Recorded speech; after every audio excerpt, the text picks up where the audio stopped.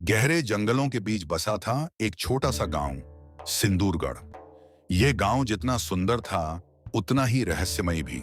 यहाँ के लोग खुशहाल थे, लेकिन उनके मन में हमेशा एक अनजाना भय बना रहता था। गांव के बड़े बुजुर्ग कहते थे कि हर 100 साल में गांव की सबसे सुंदर लड़की को एक जानवर से शादी करनी पड़ती थी। यह कोई अंधविश्वास नहीं था, बल्कि एक श्राप था। जिसने भी इस पर सवाल उठाया, उसकी जिंदगी तबाह हो गई। इस बार गांव की सबसे खूबसूरत लड़की थी सुहानी। लंबे काले बाल, चमकती आंखें और ऐसी मुस्कान कि पूरा गांव मंत्रमुग्ध हो जाए। लेकिन उसे क्या पता था कि उसकी खूबसूरती ही उसकी सबसे बड़ी सजा बन जाएगी। सब कुछ सामान्य चल रहा था जब अचानक सुहानी को अजीब सपने आने लगे।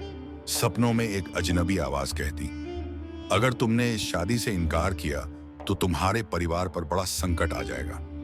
पहले उसने इसे एक मामूली सपना समझा, लेकिन फिर अजीब घटनाएं घटने लगी। उसकी मां अचानक बीमार पड़ गई। उसके पिता का व्यापार एक ही दिन में डूब गया। घर के बाहर अजीब परछाइयां दिखने लगी। गांव के पुजारी ने बताया, यह श्राप का असर है। अगर तुमने शादी से इनकार किया तो गांव पर भयानक आपदा आ सकती है। आखिरकार परिवार और गांव वालों के दबाव में आकर सुहानी ने शादी के लिए हां कर दी। लेकिन जब उसने देखा कि जिससे उसकी शादी कराई जा रही थी वह एक काली बकरी थी, तो वह रो पड़ी। गांव के बड़े बुजुर्गों ने कहा, यह कोई साधारण बकरी नहीं, बल्कि एक रहस्यमयी आत्मा है। यह शादी जरूरी है, वरना पूरा गांव तबाह हो जाएगा। शादी का दिन आ गया। पूरा गांव इकट्ठा हुआ, मंत्रोच्चार शुरू हुआ और कांपते हाथों से सुहानी ने बकरी के गले में वरमाला डाल दी। लेकिन जैसे ही उसने ऐसा किया, अचानक बिजली कड़कने लगी और जमीन जोर जोर से हिलने लगी। शादी होते ही बकरी जोर जोर से तड़पने लगी। उसकी चमड़ी फटने लगी और देखते ही देखते वह बकरी एक नौजवान में बदल गई। गांव वाले हैरान थे। वह कोई और नहीं, बल्कि एक श्रापित राजकुमार था, अर्जुन। अर्जुन ने सुहानी की ओर देखा और कहा, धन्यवाद सुहानी, तुमने मुझे श्राप से मुक्त कर दिया। मैं कोई साधारण इंसान नहीं, बल्कि इस गांव के पूर्वजों का वारिस हूं। लेकिन यह श्राप तुम्हारे पूर्वजों ने ही क्यों दिया? सुहानी ने कांपती आवाज में पूछा। अर्जुन ने एक गहरी सांस ली और कहा, यह एक भयावह सच है जिसे जानने के बाद तुम्हारी जिंदगी हमेशा के लिए बदल जाएगी। 100 साल पहले इस गांव में एक निर्दोष लड़की रहती थी। चंद्रिका। उसकी सुंदरता और मासूमियत के चर्चे दूर दूर तक थे। लेकिन गांव के तत्कालीन राजा ने उसके साथ धोखा किया। चंद्रिका एक शक्तिशाली जादूगरनी थी।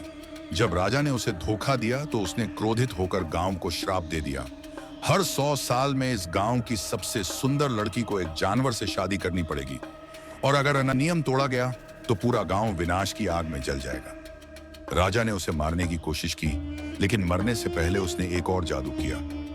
एक दिन जब सही लड़की अपने सच्चे प्रेम से श्रापित जानवर को मुक्त करेगी, तभी यह श्राप खत्म होगा। सुहानी ने डरते हुए अर्जुन की तरफ देखा। तो क्या अब यह श्राप टूट गया? अर्जुन ने सिर हिलाया, अभी नहीं। श्राप पूरी तरह खत्म करने के लिए तुम्हें आखिरी परीक्षा देनी होगी। गांव के पुजारी ने बताया कि सुहानी को गहरे जंगल में जाकर मृत आत्माओं के दरवाजे से एक विशेष मोती लाना होगा। अगर वह यह कर पाती तो श्राप हमेशा के लिए मिट जाएगा। लेकिन अगर वह असफल होती तो न सिर्फ गांव बल्कि अर्जुन भी हमेशा के लिए गायब हो जाएगा। सुहानी ने हिम्मत जुटाई और अर्जुन के साथ जंगल में चली गई। जंगल में कदम रखते ही उन्हें अजीब आवाजें सुनाई देने लगी। पेड़ों के पीछे से काली परछाइयां झांक रही थीं। जंगल के अंदर एक रहस्यमयी दरवाजा था। जैसे ही सुहानी ने दरवाजे को छुआ, उसकी आत्मा एक दूसरी दुनिया में चली गई। यहां हर तरफ अंधेरा था। अचानक चंद्रिका की आत्मा उसके सामने आ गई। अगर तुम मोती लेकर जाओगी तो मुझे हमेशा के लिए नष्ट होना पड़ेगा। क्या तुम इसके लिए तैयार हो? सुहानी ने कांपते हुए कहा, तुमने निर्दोष लोगों को श्राप क्यों दिया? चंद्रिका की आत्मा हंस पड़ी। मुझे बदला लेना था, लेकिन अब अगर तुम सच में प्यार करती हो तो इस मोती को लेकर जाओ और मुझे मुक्त कर दो। सुहानी ने हिम्मत दिखाई और मोती उठा लिया।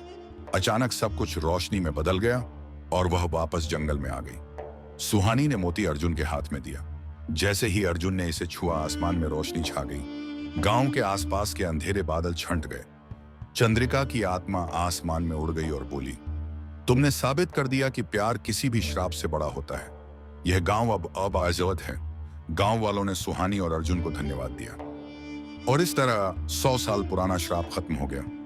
अर्जुन ने सुहानी की ओर देखा और कहा, अब क्या तुम मुझसे इंसान बनकर शादी करोगी? सुहानी ने मुस्कुराते हुए कहा, हाँ, लेकिन इस बार बिना किसी श्राप के।